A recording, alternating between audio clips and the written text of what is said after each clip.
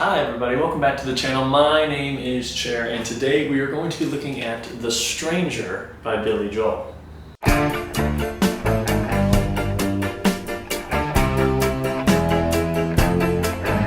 Now before we get into everything, our goal is to hit 75 subscribers by the end of summer, so please like, comment, and subscribe to the channel if you haven't.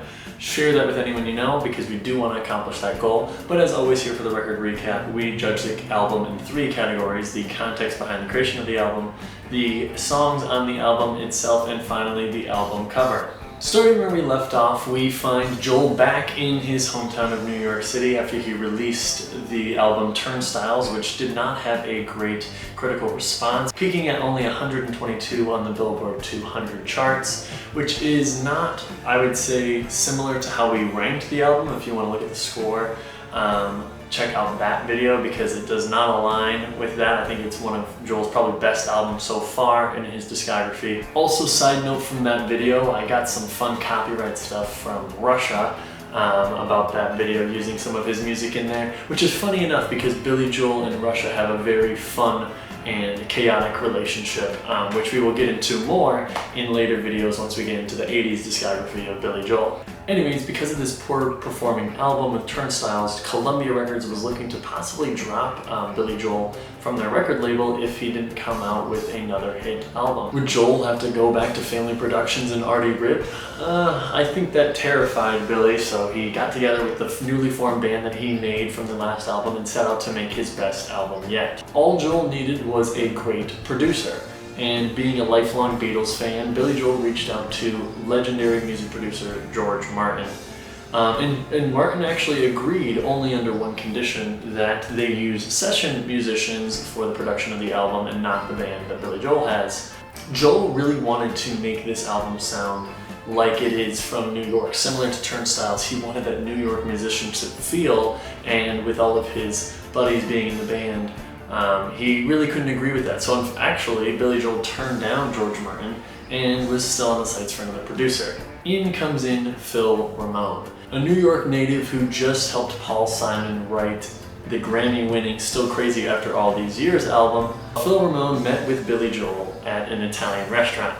Keep that in mind for later. Joel decided after that dinner that Phil was the right man for the job and added him as producer to make his best album. And guess what? It was a smash hit. Released on September 29th, 1977, The Stranger peaked at number 2 on the Billboard 200 charts, just one spot away from number 1, but still his critically acclaimed best-selling album. Actually, still to this day, Billy Joel's best-selling album of all time. Another fun fact related to Paul Simon, this album broke the record for the best album release for Columbia Records. The album that it beat was Bridge Over Troubled Water by Simon and Garfunkel. The album had 5 singles, and 4 of them ended up in the top 40 on the Hot 100, those being Moving Out, or Anthony's song, Just the Way You Are, She's Always a Woman, and Only the Good Die Young. Now, Just the Way You Are won 2 Grammys for Billy Joel, his first Grammy wins ever, for Song of the Year and Record of the Year as well. He also performed for the first time on SNL in 1978, which truly skyrocketed Joel into superstardom, and that image of Joel has never changed since. This album pretty much made the icon that we know as Billy Joel.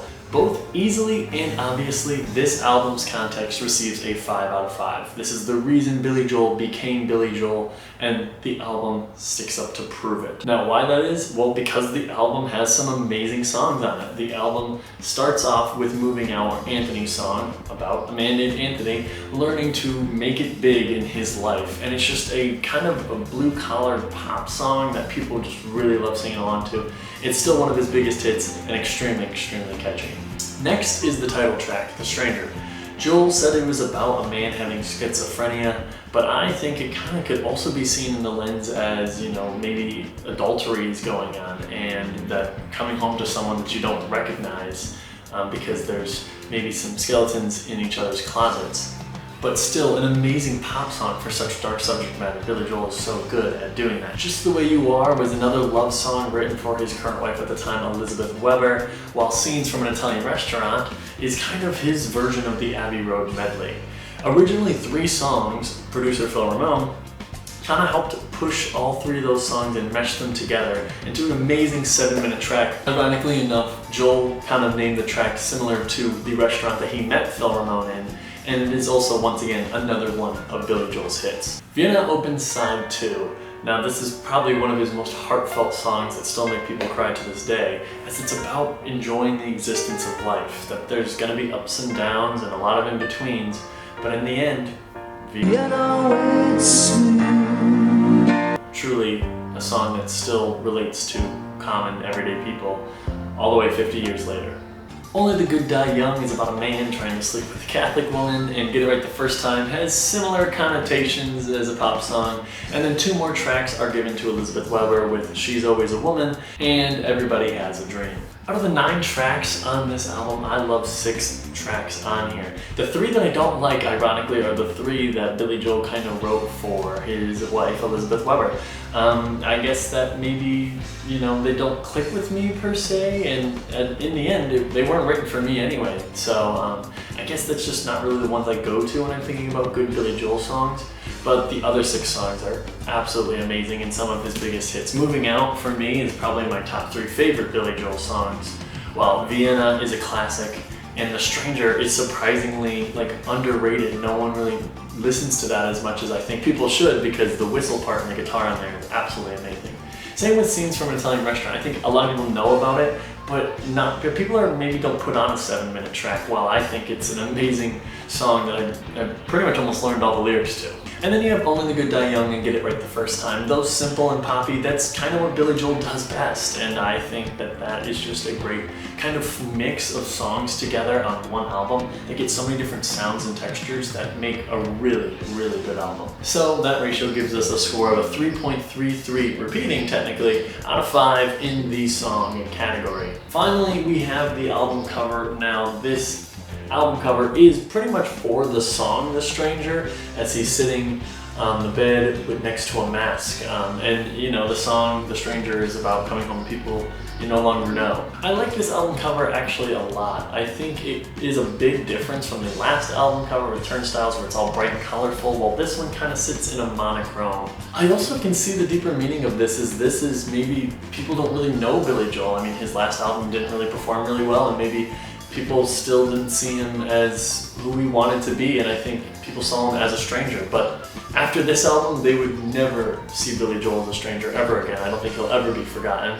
And on the flip side, I think it's also pretty cool. You got, you know, the group of the musicians on this album, his band, and Phil Ramone on here just hanging out at one of the restaurants they would party at, you know, while working on this album. Add in bonus points for the back and for, once again, Billy Joel showing off his dogs in this album cover, and I would have to easily say, once again, this album cover gets a 5 out of 5 from me. I think it fits the album very well, as maybe it's not bright and colorful like Turnstiles, but once again, I think it's rooted really well in the great songs and the New York roots, and though it looks simple, it actually is surprisingly detailed the more you look and think about it. That gives The Stranger a final score of a 13.33 out of 15 for this album, a truly amazing score for an amazing album. This easily is Billy Joel's highest scored album we've looked at in his discography so far, and gets second place in the series overall, knocking some heavy-hitting Beatles albums down, and just shy of Abbey Road. Speaking of the Beatles, George Martin, after this album, actually congratulated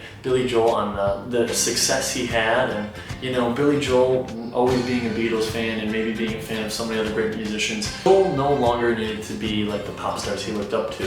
He can now truly be himself. But that wraps up today's episode of the Record Recap. Like I said at the beginning, please make sure to like, comment, and subscribe. We are trying to hit that 75 subscriber goal by the end of summer.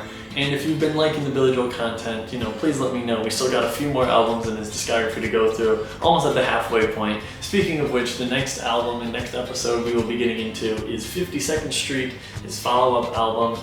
So we'll be looking at that, so please stay in tune to that.